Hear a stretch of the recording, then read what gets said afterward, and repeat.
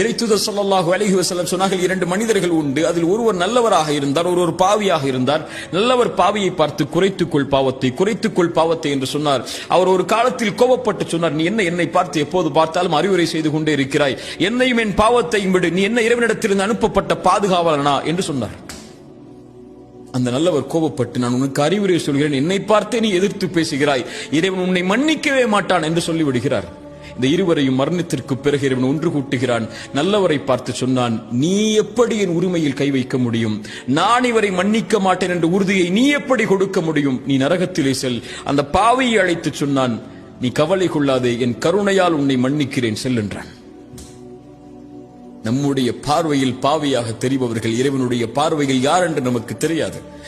என் அடியார், என் தோழனை, என்னுடைய சகோதரியே, நீ ஒரு பாதையில் இருந்து மீண்டு நற்பாதையில் அமைத்ததற்கு பிறகு ஒருபோதும் இந்த மனிதர்களை குறித்து கவலை அடையாதீர்கள்.